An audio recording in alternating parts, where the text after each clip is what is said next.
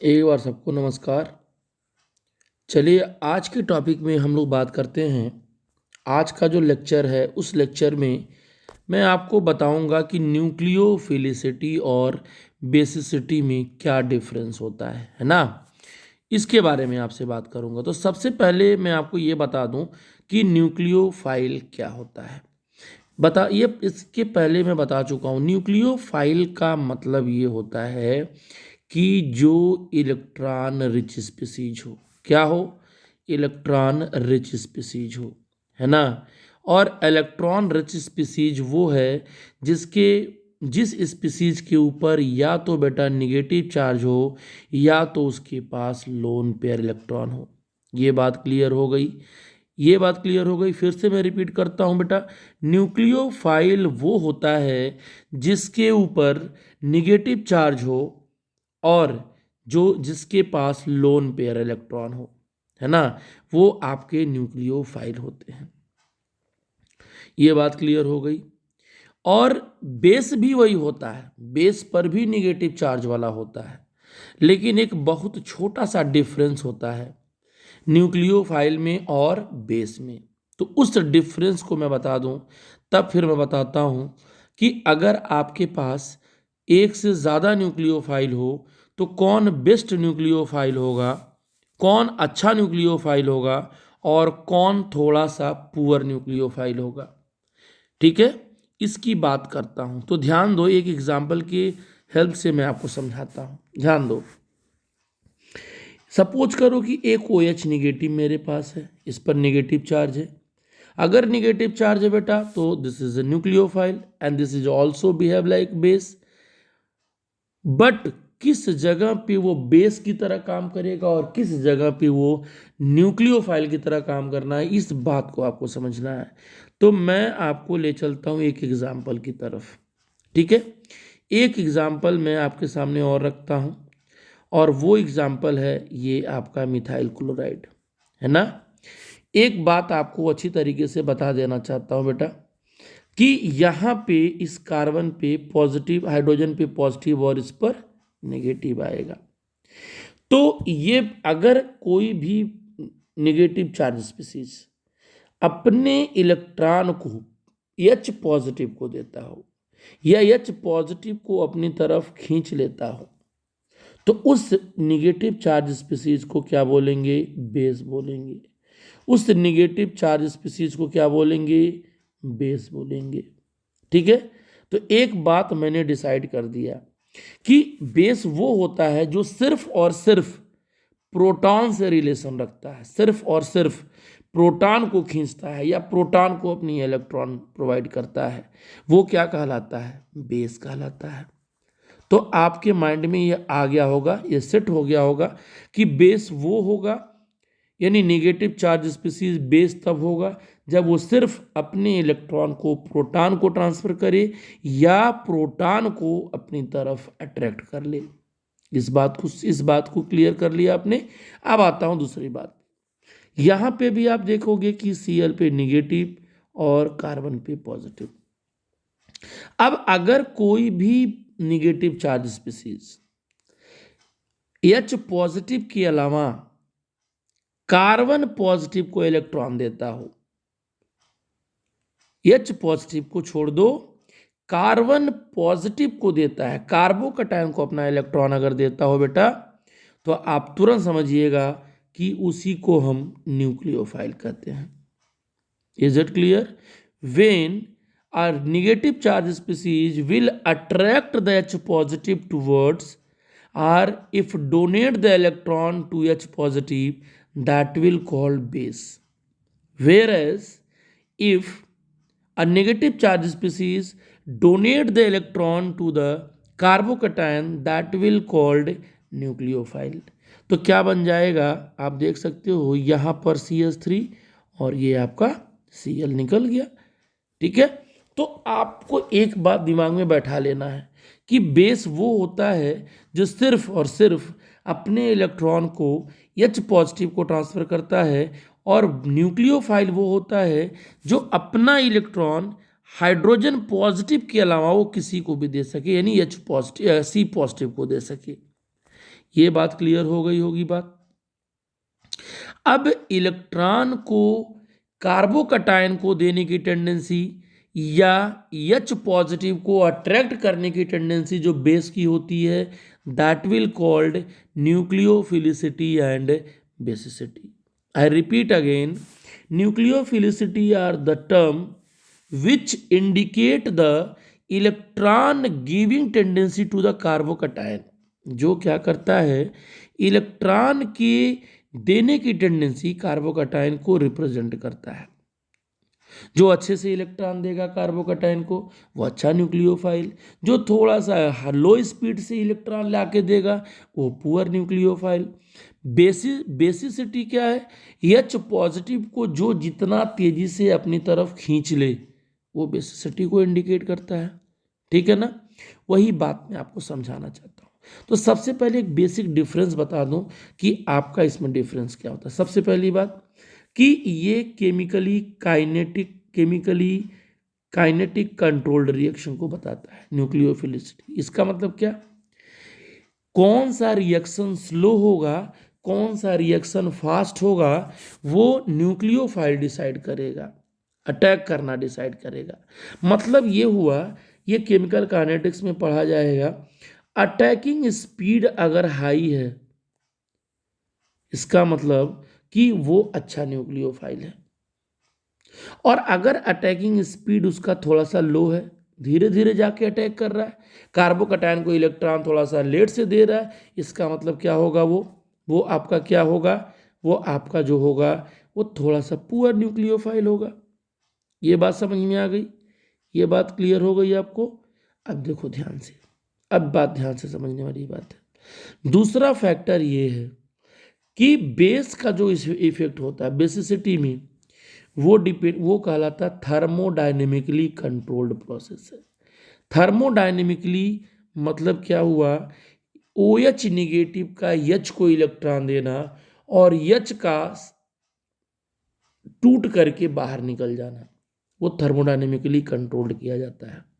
ठीक है, तो ये बेसिसिटी थर्मोडायनेमिक्स से हम देखते हैं और न्यूक्लियोफिलिसिटी काइनेटिक्स से देखते हैं, केमिकल काइनेटिक्स से थ्रू देखते हैं। रेट ऑफ रिएक्शन को डिसाइड करता है ये, इसीलिए हम इसको कहते हैं स्ट्रॉन्ग। अगर हाई स्पीड से वो अटैक कर रहा है तो उसे क्या बोलेंगे बेटा, स्ट्रॉन्ग न्यूक्लियोफाइल।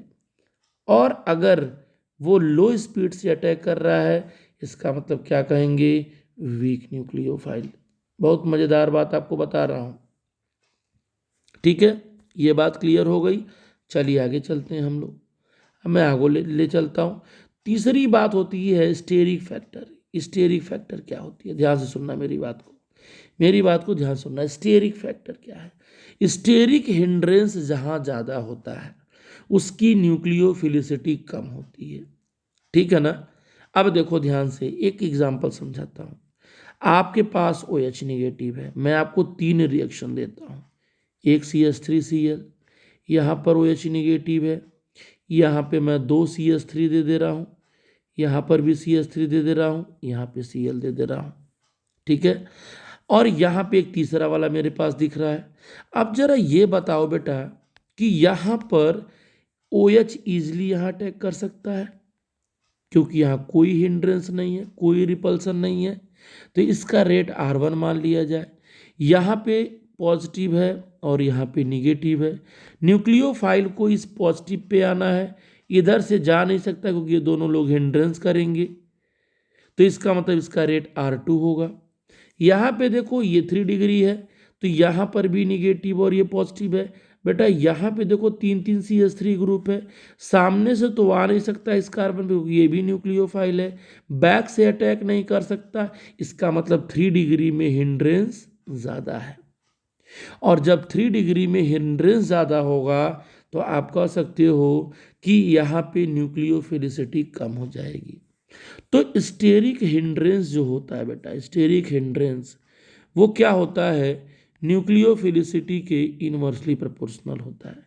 यानी न्यूक्लियोफिलिसिटी में स्टेरिक हिंड्रेंस जो होता है रिस्पॉन्सिबल फैक्टर होता है, लेकिन बेस में ऐसा कोई हिंड्रेंस इफेक्ट नहीं होता है बेसिसिटी में, Steric hindrance have no effect on the basicity as acid base reaction takes place. भाई OH है और AH है, तो यहाँ पे तो एसिड और बेस के बीच में रिएक्शन हो रहा है, यहाँ तो हिंड्रेंस से कोई मतलब नहीं है। तो यही बात आपको समझाना चाह रहा हूँ। अब देखो, जो न्यूक्लियोफाइल होते हैं बेटा, जितने भी एनायनिक पार्ट होते हैं वो सारे न्यूक्लियोफाइल होते हैं, और जितने भी लोन पेयर स्पीसीज होते हैं वो भी आपका सारे न्यूक्लियोफाइल होते हैं। ये बात क्लियर हो गया होगा। जैसे मान लो आर एनायन है, तो आर एनायन मतलब सी पर निगेटिव, यहाँ पर सी पे निगेटिव, ओ पे निगेटिव, एन पे निगेटिव, एफ पे निगेटिव, सी एल पे negative, B R negative, I negative, C N negative, S H negative, R O negative, phenoxide negative और एसीटेट आयन है। इन सब के ऊपर आप देख रहे हो निगेटिव चार्ज है, मतलब ये आपका एनायनिक न्यूक्लियोफाइल कहलाएंगे। सेम अगर न्यूट्रल की बात करें तो लोन पेयर ढूंढना होगा। अमोनिया पे देखो एक लोन पेयर है, वाटर में आपके पास 2 लोन पेयर, तो मुझे तो एक ही लोन पेयर चाहिए। एल्कोहल में भी लोन पेयर है, NH2 में भी, RNH2 में लोन पेयर, ये 1 डिग्री एमीन है, ये 2 डिग्री, क्योंकि 2 R अटैच है नाइट्रोजन से। यहाँ पे 3 R नाइट्रोजन से अटैच हो, 3 डिग्री एमीन देख लो। यहाँ पर भी R लिखा हुआ है, यहाँ पे भी R है, यहाँ पे भी R, यहाँ पे लोन पेयर है, और यहाँ पर भी लोन पेयर है। ये देखो पैराक्साइड है, पैराक्साइड में भी आपके पास लोन पेयर देखने को मिलेगा, और भी फैक्टर है मैं आगे बताऊंगा। तो ये सारे न्यूट्रल न्यूक्लियोफाइल होते हैं, ये सारे लोग इलेक्ट्रॉन देते हैं किसको? जिसके पास इलेक्ट्रॉन की क्या होती है बेटा? डिफिशियंसी होती है। क्या होती है? इलेक्ट्रॉन की डिफिशियंसी होती है। ठीक है, तो all this nucleophile either anionic or neutral will always donate the electron to that species which have less number of electron. Means particularly we have to say that they will always donate the electron to carbocation. Is that clear? बात समझ में आ गई? अब आपको ये अगर कोई पूछे, आपसे ये कोई पूछे कि ये बताओ बेटा H2O पे भी लोन पेयर है, ये न्यूट्रल है, OH निगेटिव है, अब इसमें सबसे अच्छा न्यूक्लियोफाइल कौन है? कौन तेजी से जाके कार्बोकैटायन पे इलेक्ट्रॉन प्रोवाइड करेगा, और कौन रेट स्लो स्पीड से जाएगा? ठीक है, किसका रेट ज़्यादा है इलेक्ट्रॉन को देने का, और किसका रेट कम है इलेक्ट्रॉन को देने का? तो इस बात को समझने के लिए मुझे फैक्टर पढ़ना पड़ेगा कि कौन कौन से फैक्टर होते हैं जो न्यूक्लियोफिलिसिटी को इफेक्टिव बनाते हैं, घटाते हैं, बढ़ाते हैं। एक बात तुमको और बताना चाहता हूं, देखो PH3 पर लोन पेयर है, 8 इलेक्ट्रॉन भी है फास्फोरस के पास। देखो लोन पेयर भी है, और इस P के पास वैकेंट ऑर्बिटल भी है, वैकेंट ऑर्बिटल, d ऑर्बिटल भी हो सकता है यहाँ पे। और PCl3 में P पर लोन पेयर है, और P पर आपका वैकेंट भी ऑर्बिटल होता है। तो लोन पेयर की वजह से ये न्यूक्लियोफाइल की तरह काम करेगा, लोन पेयर की वजह से न्यूक्लियोफाइल की तरह काम करेगा, और वैकेंट d ऑर्बिटल की वजह से यह आपका इलेक्ट्रोफाइल की तरह भी काम करेगा। तो अगर कोई आपसे पूछ दे कि PH3 और PCl3 क्या है, तो बोलोगे क्या? ये इलेक्ट्रोफाइल भी होगा और ये न्यूक्लियोफाइल भी होगा। ठीक है, तो आई होप आपको ये बात समझ में आई होगी। चलिए मैं आगे बताता हूँ आपको दूसरी बातें। Pi bond system will also behave like nucleophile, will also behave like nucleophile। जैसे मान लो यहाँ पे डबल बॉन्ड है बेटा, पाई बॉन्ड है तो पाई बॉन्ड घूमेगा ही, ये भी आपका इलेक्ट्रॉन रिच स्पीसीज है। देख लो यहाँ पर, ये आपका इलेक्ट्रॉन यहाँ से यहाँ जाएगा तो निगेटिव, और ये पॉजिटिव। तो ये वाला जो सेंटर डेवलप कर रहा है वो निगेटिव वाला डेवलप कर रहा है। यहाँ पर भी किसी भी डायरेक्शन में ले जाओ, ये निगेटिव तो ये पॉजिटिव, ये वाला सेंटर निगेटिव डेवलप कर रहा है, मतलब ये भी आपका क्या कहलाएगा? पाई बॉन्ड सिस्टम कहलाएगा, न्यूक्लियोफाइल कहलाएगा। अब बेंजीन को जरा देख लो, बेंजीन को देख लो, बेंजीन के पास भी 3-3 पाई सिस्टम है। तो कहा जाता है कि पाई इलेक्ट्रॉन ज़्यादा है, इसीलिए ये भी एक आपको न्यूक्लियोफाइल की तरह काम करता है। इसीलिए बेंजीन पर कभी दूसरा कोई न्यूक्लियोफाइल नहीं आता है, जब भी आता है तो क्या आता है? वो इलेक्ट्रोफाइल आता है। क्योंकि न्यूक्लियोफाइल किससे रिएक्शन करता है? इलेक्ट्रोफाइल से। सिंपल सी बात है। तो ये भी बात समझ में आ गई होगी। अब आपको बताता हूँ कि फैक्टर कौन कौन से होते हैं जो न्यूक्लियोफिलिसिटी को घटाते हैं या बढ़ाते हैं। तो चलो सबसे पहला फैक्टर पे आते हैं, वो होता है इलेक्ट्रॉन डेंसिटी फैक्टर। जहां इलेक्ट्रॉन की डेंसिटी बेटा ज़्यादा होएगी, ठीक है, वहां पे न्यूक्लियोफिलिसिटी भी ज़्यादा होगी, यानी वो बेस्ट न्यूक्लियोफाइल होगा। अब आपसे कोई अगर पूछ देता है, अगर आपसे कोई पूछ दे कि बेटा H2O और OH निगेटिव में बेस्ट न्यूक्लियोफाइल कौन है, तो क्या बोलोगे? जहाँ पे इलेक्ट्रॉन की डेंसिटी ज़्यादा है। तो देखो निगेटिव चार्ज वाले में ये माना जाता है कि इलेक्ट्रॉन डेंसिटी ज़्यादा वहाँ हो, वहाँ इलेक्ट्रॉन डेंसिटी क्या है? मैक्सिमम है। इसीलिए निगेटिव चार्ज वाला जो होगा अपने ही न्यूट्रल स्पीसीज से जो होगा बेस्ट न्यूक्लियोफाइल होगा। अरे भाई ये बात समझो कि अगर ये H निकाल रहा है, H निकाल रहा है, तो इसका निगेटिव पार्ट क्या होगा? अगर ये एसिड है तो ये क्या होगा? कॉन्जुगेट बेस होगा। क्या होगा? कॉन्जुगेट बेस होगा। ये बात क्लियर हुआ। अब इसको क्या करना है? इलेक्ट्रॉन को डोनेट करना है, इलेक्ट्रॉन को डोनेट करना है। तो electron donating tendency electron density पे डिपेंड कर रहा है यहाँ। इसका मतलब कि जितना ज़्यादा नेगेटिव चार्ज यहाँ पे दिख रहा है, वहाँ इलेक्ट्रॉन की डेंसिटी न्यूट्रल से ज़्यादा माना जाता है, यानी उसकी इलेक्ट्रॉन डोनेटिंग टेंडेंसी ज़्यादा है, मतलब वो बेस्ट न्यूक्लियोफाइल होगा। तो जितना भी आप देख रहे हो इन सब में उनका जो निगेटिव पार्ट है, मतलब कॉन्जुगेट बेस है, कॉन्जुगेट बेस की जो न्यूक्लियोफिलिसिटी होती है वो उसके इलेक्ट्रॉन डेंसिटी पे डिपेंड करती है। इसीलिए ये अपने खुद के आयंस न्यूट्रल कंपाउंड से जो एनायन होंगे वो बेस्ट न्यूक्लियोफाइल होंगे। तो ये बात क्लियर हो गई होगी। चलिए हम लोग आगे बढ़ते हैं और भी और आनंद लेते हैं। अब आते हैं ग्रुप की कहानी बताता हूँ। एक क्रॉस द पीरियड में बात कर रहा हूँ। अब पीरियोडिक टेबल में बात करूँ, पीरियोडिक टेबल में, पीरियोडिक टेबल का ट्रेंड समझो बेटा। पीरियोडिक टेबल में हम दो जगह बात करेंगे, एक पीरियड के थ्रू और एक बॉटम के थ्रू। पीरियड का जब भी बात करेंगे तो इलेक्ट्रोनिगेटिविटी फैक्टर बात करेंगे, और जब टॉप टू बॉटम बात करेंगे तो साइज फैक्टर की बात करेंगे। ये बात जरूर ध्यान देना, ठीक है। ये बात क्लियर हो गई। तो देखो ध्यान से, अगर हम लोग देखो यहाँ पे मैं आपको प्रोटिक सॉल्वेंट का इफेक्ट बाद में बताता हूँ, पहले आपको मैं पीरियोडिक ट्रेंड की बात बता दूं। ध्यान दो क्योंकि समझ में तभी आएगा आपको। पीरियोडिक ट्रेंड में जब आओगे तो और अच्छे से, तब जाकर हम सॉल्वेंट इफेक्ट पढ़ाऊंगा, आपको अच्छा लगेगा। देखो ध्यान से, न्यूक्लियोफिलिसिटी पीरियोडिक ट्रेंड पे देखो ध्यान से। अगर हम पीरियड के थ्रू जाते हैं तो हमने क्या बोला कि पीरियोडिक ट्रेंड में इलेक्ट्रोनिगेटिविटी फैक्टर, ध्यान देना, इलेक्ट्रोनिगेटिविटी फैक्टर, अगर किसी की इलेक्ट्रोनिगेटिविटी ज़्यादा है तो कहोगे कि उसकी इलेक्ट्रॉन होल्डिंग कैपेसिटी ज़्यादा है और इलेक्ट्रॉन लूजिंग टेंडेंसी कम है। मुझे तो करना क्या है?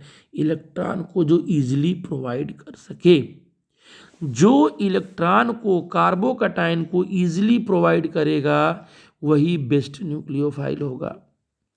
तो जो सबसे ज़्यादा इलेक्ट्रोनिगेटिव होगा उसके पास इलेक्ट्रॉन के होल्डिंग कैपेसिटी ज़्यादा होगा, और जब इलेक्ट्रॉन की होल्डिंग कैपेसिटी ज़्यादा होगा तो इलेक्ट्रॉन डोनेटिंग टेंडेंसी कम होगा। तो यहाँ पे देखो, ये कार्बन है, ये नाइट्रोजन है, ये ऑक्सीजन है, फ्लोरीन है। फ्लोरीन की इलेक्ट्रोनिगेटिविटी ज़्यादा है, इसीलिए न्यूक्लियोफिलिसिटी क्या होगी?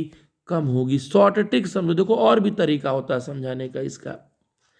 कॉन्जुगेट बेस और एसिड का कॉन्सेप्ट इसमें होता है, लेकिन आसान तरीका यही है कि न्यूक्लियोफिलिसिटी आपको इलेक्ट्रोनेटिव फैक्टर पे बता रहा हूं, ठीक है।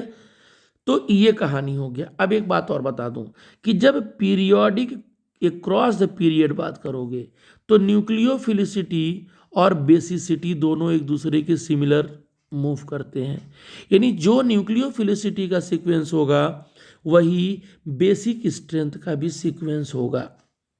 बेसिक स्ट्रेंथ जब भी बोलना तो प्रोटॉन को इलेक्ट्रॉन देने की टेंडेंसी या प्रोटॉन को खींचने की टेंडेंसी बात करना। तो यहाँ पे पीरियोडिक ट्रेंड में दोनों ट्रेंड क्या होगा, एक साथ जाता है। तो कार्बन की इलेक्ट्रोनेगेटिविटी कम है तो न्यूक्लियोफिलिसिटी ज़्यादा होगा। हाइड्रोजन फ्लोराइड की न्यूक्लियोफिलिसिटी क्या होगा, कम होगा, क्योंकि ज़्यादा इलेक्ट्रोनेगेटिविटी है। तो बेसिक स्ट्रेंथ भी इसका ज़्यादा होगा। क्या होगा, बेसिक स्ट्रेंथ ज़्यादा होगा। तो ये एक बात टर्म एकदम शॉर्ट ट्रिक बता रहा हूँ तुमको। पीरियड में जब जाना बेटा, पीरियड में जब जाना तो न्यूक्लियोफिलिसिटी और बेसिक स्ट्रेंथ एक दूसरे के सिमिलर चलता है, इस बात को जरूर ध्यान देना। ठीक है, कार्बन के पास इलेक्ट्रॉन की होल्डिंग कैपेसिटी कम है, इसीलिए वो कार्बोकैटायन को आसानी से इलेक्ट्रॉन दे सकता है। फ्लोरीन के पास इलेक्ट्रॉन होल्डिंग कैपेसिटी बहुत ज़्यादा है तो इलेक्ट्रॉन डोनेटिंग टेंडेंसी क्या होगी, कम होगी, तो न्यूक्लियोफिलिसिटी कम होगी। तो यही ट्रेंड क्या होगा, बेसिक स्ट्रेंथ का होगा। तो आपको मैं खूब अच्छे तरीके से लेक्चर क्लियर कर रहा हूँ, आपको अच्छी तरीके से समझ में आ रहा होगा, मैं जान रहा हूँ। तो ये आपका पीरियड के थ्रू हो गया। लेकिन अगर हम लोग ग्रुप में जाएंगे, अगर हम लोग ग्रुप के थ्रू मूव करेंगे तो ध्यान देना, ग्रुप में ये केस क्या होता है, बिल्कुल चेंज हो जाता है। ग्रुप में ये केस बदल जाता है, ग्रुप में साइज फैक्टर आने लगता है। ठीक है, तो जिसका साइज सबसे बड़ा होगा, जिसकी साइज सबसे बड़ी होगी उसके पास न्यूक्लियोफिलिसिटी ज़्यादा होगी। जिसके पास साइज सबसे बड़ी होगी, जैसे एक बात बताता हूँ, देखो ध्यान से, यहाँ पे समझो। अगर ग्रुप में जाएं तो F negative, Cl negative, Br negative और I निगेटिव। और ये बना किससे होगा, एसिड से बना होगा। तो बेसिक स्ट्रेंथ को निकालना हो तब ना एसिड की बात करेंगे। अभी देखो यहाँ पे इसकी साइज क्या है, इसकी साइज क्या है, आई की वो ज़्यादा है, आई की ज़्यादा है, तो यहाँ पर आई में निगेटिव चार्ज का जो डिस्पर्सन है वो ज़्यादा है। ठीक है, इसका मतलब क्या हुआ कि यहाँ पे जो आयोडीन का होता है वो आयोडीन की न्यूक्लियोफिलिसिटी ज़्यादा होगी और फ्लोरीन की न्यूक्लियोफिलिसिटी यहाँ पे कम हो रही है। बोलो समझ में आया कि नहीं आया, सबको क्लियर हो गया कि नहीं हो गया। तो ये फैक्टर आपको ध्यान देने वाली बात है। तो मैंने क्या बताया कि यहाँ पे आपका इलेक्ट्रोनेगेटिविटी फैक्टर होगा और यहाँ पे जो होगा आपका, वो आपका क्या होगा, साइज फैक्टर होगा। अब मैं आपको एक बात और समझाना चाह रहा हूँ कि इलेक्ट्रोनेगेटिविटी जो जो आपका ग्रुप में, देखो यहाँ पे मैं ग्रुप में बात कर रहा हूँ, लेकिन पोलर प्रोटिक सॉल्वेंट और ए पोलर प्रोटिक सॉल्वेंट, ए प्रोटिक सॉल्वेंट के केस में बता रहा हूँ, ध्यान देना। ग्रुप में क्या है, पोलर प्रोटिक सॉल्वेंट मतलब होता है जिसके पास H पॉजिटिव हो और मतलब जिसमें प्रोटॉन भी मिले और पोलर भी हो, उसे पोलर प्रोटिक सॉल्वेंट कहते हैं। इस बात को समझ में आ गया होगा। अब ध्यान दो, यहाँ पे फ्लोरीन क्या है, छोटा है, यहाँ पे आई निगेटिव क्या है, बड़ा है। आप जानते हो कि जिसकी साइज छोटी होती है, जिसकी साइज छोटी होती है उसका हाइड्रेशन ज़्यादा होता है। मतलब एफ एक छोटा है तो इसको चारों तरफ से पानी क्या करेगा, घेर लेगा, घेर लेगा। ध्यान से सुनो, यहाँ पे खूब अच्छे से समझो। पानी यहाँ पे क्या कर रहा है, देख लो, यहाँ पे ये चारों तरफ से बॉन्ड बना ले रहा है। इसके वजह से हाइड्रेशन हो जाने की वजह से, हाइड्रेशन के होने की वजह से इसकी न्यूक्लियोफिलिसिटी कम हो जा रही है। ठीक है, अब तुमको ये तो शॉर्ट ट्रिक बता रहा हूँ कि जिसकी हाइड्रेशन ज़्यादा होगा, जो पानी ज़्यादा पिएगा, जिसकी साइज सबसे छोटी होगी उसका हाइड्रेशन ज़्यादा होगा। आप पढ़े होंगे कि size is inversely proportional to hydration effect. ठीक है, और सबसे छोटी साइज किसकी है, फ्लोरीन की। तो जो सबसे छोटा होता है वो सबसे ज़्यादा पानी पिएगा, उसका सबसे ज़्यादा हाइड्रेशन होगा, लेकिन उसकी जो मोबिलिटी होगी बेटा, उसकी जो मोबिलिटी होगी वो कम होगी, क्योंकि पानी से घिरा हुआ है। पानी उसको मोटा कर दे रहा है, पानी पी के खूब मोटा हो जा रहा है। मोटा होने से भारी हो जाएगा, मोबिलिटी कम हो जाएगी। मोबिलिटी कम होगी तो न्यूक्लियोफिलिसिटी भी क्या हो जाएगी, कम हो जाएगी। तो एक लाइन में समझो कि हाइड्रेशन इफेक्ट ज़्यादा होने से न्यूक्लियोफिलिसिटी घट जाती है। तो यहाँ पे एक बात बता दूं, सबसे छोटा जो है फ्लोरीन है, फ्लोराइड आयन है, सॉरी।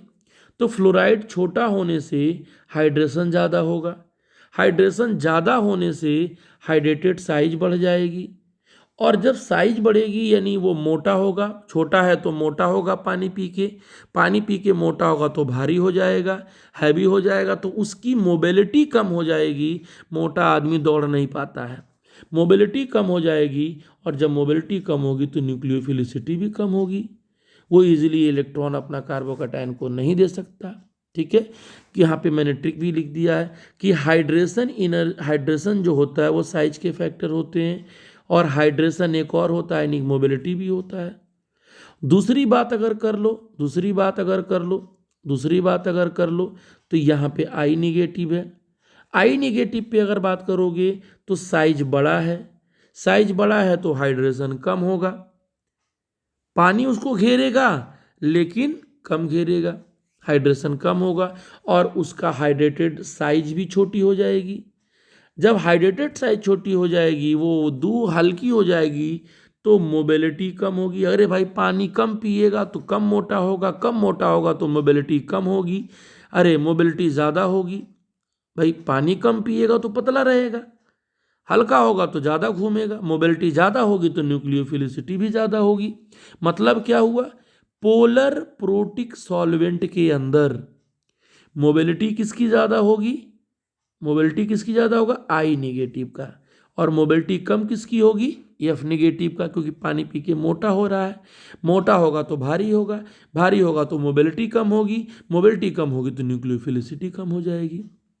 ठीक है, और जब ग्रुप में आओगे बेटा, तो यहाँ पे याद रखना, यहाँ पे बेसिक स्ट्रेंथ जो होगा वह न्यूक्लियोफिलिसिटी के रिवर्स हो जाएगा। टेक्निक शॉर्ट ट्रिक याद करो कॉन्सेप्ट के साथ साथ। ठीक है, उसकी बेसिक स्ट्रेंथ क्या हो जाएगा, ज़्यादा हो जाएगा। भाई आयोडीन बहुत बड़ा है, इलेक्ट्रॉन बहुत दूर दूर रहेगा। यहाँ फ्लोरीन छोटा है, इलेक्ट्रॉन थोड़ा करीब होगा, वो जाएगा और तेजी से प्रोटॉन को इलेक्ट्रॉन देके चला आएगा या उसको खींच लाएगा। तो फैक्ट यहाँ पे ये देखो, बेसिक स्ट्रेंथ न्यूक्लियोफिलिसिटी के इन्वर्सली प्रोपोर्शन करना, जब ग्रुप में बात करना। जब आप किस में बात करोगे, ग्रुप में बात करोगे। अब देखो ध्यान से, ये तो पोलर प्रोटिक सॉल्वेंट में आ गया, लेकिन अगर पोलर एप्रोटिक सॉल्वेंट की बात करो, पोलर हो लेकिन प्रोटॉन ना दे, जैसे समझ रहे हो क्या, जैसे समझ रहे हो ईथर भी है, ठीक है, डीएमएफ है,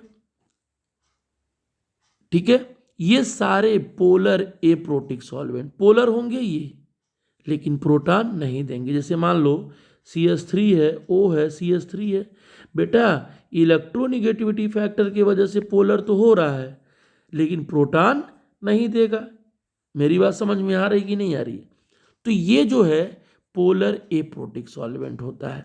तो hydrolysis of only cationic part takes place, सिर्फ कैटायनिक पार्ट का हाइड्रोलिसिस होता है। यहाँ पे एनायन का हाइड्रेशन नहीं होता है, यहाँ पे एनायन का जो हाइड्रेशन होगा वो नहीं होगा। जब एनायन का हाइड्रेशन नहीं होगा, और एनायन ही हमारा न्यूक्लियोफाइल को डिसाइड करता है, एनायन ही मेरा डिसाइड करता है न्यूक्लियोफाइल को। ध्यान से सुनना मेरी बात को। अरे भाई ये ध्यान दो कि पोलर तो है लेकिन प्रोटॉन नहीं दे रहा है। ठीक है, तो कैटायनिक पार्ट जो भी होगा उसमें, पोलर एप्रोटिक सॉल्वेंट जो कैटायनिक पार्ट है उसका हाइड्रोलिसिस तो होगा, हाइड्रेशन होगा उसका, सॉरी ये हाइड्रेशन है, लेकिन एनायन का नहीं होगा, और जब एनायन का नहीं होगा तो सॉल्वेंट फैक्टर काम नहीं करेगा। ठीक है, एनायन की बात समझो, सॉरी एनायन की बात समझो, एनायन का हाइड्रेशन नहीं है। तो जब साइज बढ़ेगा, जब साइज बढ़ेगा तो उसकी आयनिक मोबिलिटी क्या हो जाएगी, कम हो जाएगी, और जब आयनिक मोबिलिटी कम होगी तो न्यूक्लियोफिलिसिटी क्या हो जाएगी, उसकी कम हो जाएगी। ठीक है, उसकी न्यूक्लियोफिलिसिटी क्या हो जाएगी, कम हो जाएगी। तो एक बात ध्यान देना, एक बात ध्यान देना कि जो न्यूक्लियोफाइल है, जैसे यहाँ पे देखो, ये तुम्हारा साइज जो है इसका, इसकी साइज क्या है, बड़ी है, बड़ी है। तो इस पे जब ए प्रोटिक है, प्रोटॉन नहीं है उसके पास, सिर्फ ओ पोलर है, सिर्फ वो पोलर है, तो यहां पे क्या होगा, यहां पे साइज बड़ा होने की वजह से, साइज बड़ा होने की वजह से इसकी जो आयन की मोबिलिटी होगी वो कम होगी, और न्यूक्लियोफिलिसिटी भी कम हो जाएगी इसकी वजह से। और फ्लोराइड की बात करो, फ्लोराइड में इलेक्ट्रॉन देने की टेंडेंसी ज़्यादा होगी क्योंकि इसकी साइज छोटी है, और आयनिक मोबिलिटी इसकी ज़्यादा होगी, और जब आयनिक मोबिलिटी ज़्यादा होगी तो न्यूक्लियोफिलिसिटी भी ज़्यादा होगी। और यहाँ पे ध्यान देना, ए प्रोटिक सॉल्वेंट में अगर बात करोगे तो ए प्रोटिक सॉल्वेंट में जो होगा बेसिक स्ट्रेंथ क्या होगा इसका, वही होगा जो न्यूक्लियोफिलिसिटी का स्ट्रेंथ है, जो क्या है, न्यूक्लियोफिलिसिटी का स्ट्रेंथ है। मेरी बात समझ में आ रही है, मेरी बात समझ में आई? चलो, तो यही चीज़ हम आपको बता रहे थे। अब देखो कुछ और भी एग्जाम्पल देख लिया जाए जरा, कुछ और भी एग्जाम्पल अगर देख लिया जाए तो देखो ध्यान से, यहाँ in polar protic solvent F negative और Cl निगेटिव में कौन सबसे ज़्यादा है, तो साइज देखना, ये आपका सबसे ज़्यादा होगा क्योंकि पानी कम पिएगा, पानी कम पिएगा तो हल्का होगा, हल्का होगा तो मोबिलिटी ज़्यादा होगा, मोबिलिटी ज़्यादा होगा तो न्यूक्लियोफिलिसिटी भी ज़्यादा होगा। यहाँ पे भी देखो S है और ये O है, फिर वही बात साइज फैक्टर का है, हाइड्रेशन का फैक्टर है। NH3 और PS3 में देखो वही साइज फैक्टर जैसे मैंने आपको यहाँ समझाया। लेकिन अगर ए प्रोटिक सॉल्वेंट आ गया, पोलर ए प्रोटिक सॉल्वेंट, तो पूरी कॉन्सेप्ट को क्या कर देना, उल्टा कर देना, क्योंकि पानी का इफेक्ट खत्म हो गया। ठीक है, तो ये आपको ध्यान देना है। इसके बाद बेटा हम आगे चलते हैं और आपको ले चलते हैं मैग्नीट्यूड ऑफ नेगेटिव चार्ज का। बेटा जितना ज़्यादा नेगेटिव चार्ज होगा उतना उसकी क्या होगी, न्यूक्लियोफिलिसिटी होगी। जितना ज़्यादा नेगेटिव चार्ज होगा मैग्नीट्यूड उस पर, उतना ज़्यादा न्यूक्लियोफिलिसिटी होगी। तो यही बात देखो, ये RO निगेटिव है, ये फिनॉक्साइड आयन है, ये कार्बोक्सिलेट आयन है, ये आपका ये बेंजीन पे SO3 निगेटिव है। तो देखो यहाँ पे क्या है, यहाँ पे क्या है कि जितना ज़्यादा निगेटिव चार्ज मिलेगा उतना बढ़ेगा न्यूक्लियोफिलिसिटी, उतना इलेक्ट्रॉन वो डोनेट करेगा, उसको देगा कार्बोकैटायन को। तो यहाँ देखो ये अपना क्या है, R है, यहाँ पे देखो रेजोनेंस के थ्रू ये इलेक्ट्रॉन को घटाता है, और यहाँ पे इक्विवेलेंट रेजोनेंस है। आपको पता है कि जो नॉर्मल रेजोनेंस होता है उससे ज़्यादा इफेक्टिव इक्विवेलेंट रेजोनेंस होता है। तो यार यहाँ पे ये दो रेजोनेटिंग स्ट्रक्चर दे रहा है इक्विवेलेंट, तो ये इलेक्ट्रॉन को डिस्पर्स कर दे रहा है, निगेटिव चार्ज को घटा दे रहा है। वही हाल यहाँ पर भी है, ये तीन इक्विवेलेंट रेजोनेंस बना रहा है, इसीलिए और डिस्पर्सन हो रहा है निगेटिव चार्ज और कम अवेलेबल हो रहा है। तो जितना ज़्यादा निगेटिव चार्ज अवेलेबल होगा जहाँ, उसकी उतना ज़्यादा न्यूक्लियोफिलिसिटी होगी। तो देखो यहाँ पे R है और R और बढ़ा रहा है इलेक्ट्रॉन, मतलब क्या हुआ कि यहाँ निगेटिव चार्ज ज़्यादा है, इसीलिए इसकी न्यूक्लियोफिलिसिटी क्या होगी, सबसे ज़्यादा होगा। क्यों? क्योंकि ये तो इलेक्ट्रॉन को घटा रहा है इक्विवेलेंट रेजोनेंस से, तो यहाँ पे तो कम है, यहाँ ज़्यादा है। ये कम इलेक्ट्रॉन को बांट रहा है लेकिन ये तो और ज़्यादा बांट रहा है। तो जितना ज़्यादा निगेटिव चार्ज की अवेलेबिलिटी होगी उतना बेस्ट न्यूक्लियोफाइल होगा, बस ये दिमाग में रखो। इसके बाद आ जाओ स्टेरिक फैक्टर की बात करते हैं। जितना ज़्यादा स्टेरिक हिंड्रेंस होगा उतना कम न्यूक्लियोफिलिसिटी होगी। तो यहाँ देखो, यहाँ पे तीन तीन लोग हैं, तीन तीन लोग हैं, यहाँ पे आपका दो हैं, तो ये तीन लोग क्या करेंगे, न्यूक्लियोफाइल कार्बोकैटायन को इलेक्ट्रॉन देने से रोकेंगे, क्योंकि आपस में क्या करेंगे, हिंड्रेंस करेंगे। तो जितना कम हिंड्रेंस उतना ज़्यादा उसकी न्यूक्लियोफिलिसिटी। तो इसमें कम हिंड्रेंस है, इसमें ज़्यादा हिंड्रेंस में इसकी न्यूक्लियोफिलिसिटी क्या होगी, सबसे ज़्यादा होगी। डोनर एटम की बात कर लो, जितना ज़्यादा डोनर एटम होंगे न्यूक्लियोफाइल पे उतना ज़्यादा उसकी न्यूक्लियोफिलिसिटी होगी। तो ये भी ध्यान देना, इसका भी केस समझ लो। ये देख लो यहाँ पर, ये हाइड्रोजन पेरोक्साइड है, इसमें दो दो लोग डोनर एटम है, इसमें एक ही डोनर एटम है, इसीलिए इसकी न्यूक्लियोफिलिसिटी ज़्यादा होगी। ये हाइड्राजीन है, हाइड्राजीन में दो नाइट्रोजन है, तो दोनों की न्यूक्लियोफिलिसिटी क्या होगी, ज़्यादा होगी। क्यों, क्योंकि NH3 में एक ही नाइट्रोजन, एक ही डोनर एटम है। तो ये आपका रहा फैक्टर, ये फैक्टर रहा। इस फैक्टर को मुझे उम्मीद है कि आपने अच्छे से समझा होगा और अच्छे से क्लियर भी किया होगा डाउट। तो एक बार आप वीडियो को अच्छे से रिपीट करके बार बार उसको स्टॉप करके आप समझिए, लिखिए, तब आपको अच्छे से क्या होगा, लेक्चर समझ में आएगा। Thank you.